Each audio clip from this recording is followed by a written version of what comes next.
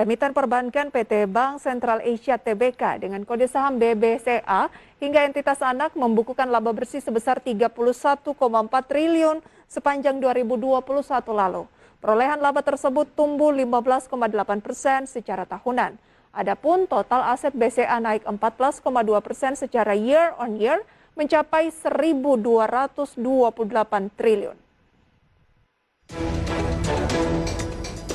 Di tengah pemulihan ekonomi, emiten perbankan PT Bank Sentral Asia Tbk atau BBCA berhasil mencatatkan kinerja apik. Bahkan perusahaan sukses mencetak kenaikan laba yang signifikan.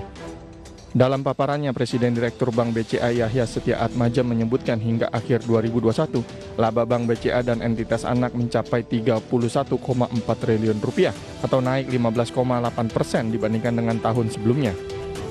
Pertumbuhan laba tersebut diiringi dengan kenaikan dana kredit mencapai 8,2% dibanding tahun lalu, disertai peningkatan kualitas aset.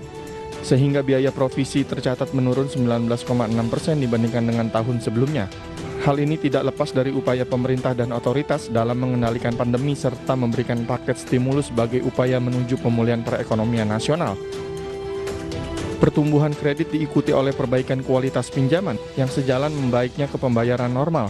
Rasio loan at risk turun ke 14,6% di tahun 2021 dibanding dengan tahun sebelumnya yang mencapai 18,8%. Rasio kredit bermasalah atau NPL terjaga sebesar 2,2% didukung oleh kebijakan relaksasi restrukturisasi.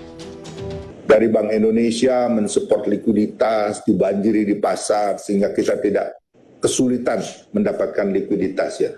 Kemudian OJK juga sudah menjaga selama kita menghadapi kesulitan harus direstruktur.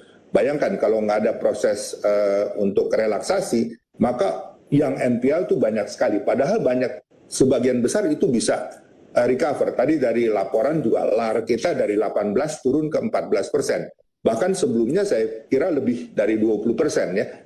Jadi gradually itu menurun makin baik ya, dan ini berkat pertolongan policy. Pertumbuhan kredit terjadi hampir di semua segmen, terutama ditopang oleh segmen korporasi dan KPR.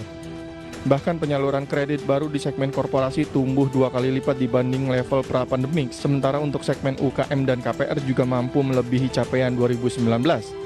Pertumbuhan kredit tercatat mencapai 8,2% dibanding tahun lalu menjadi 637 triliun rupiah. Jakarta, Ade Firmansyah, IDX Channel.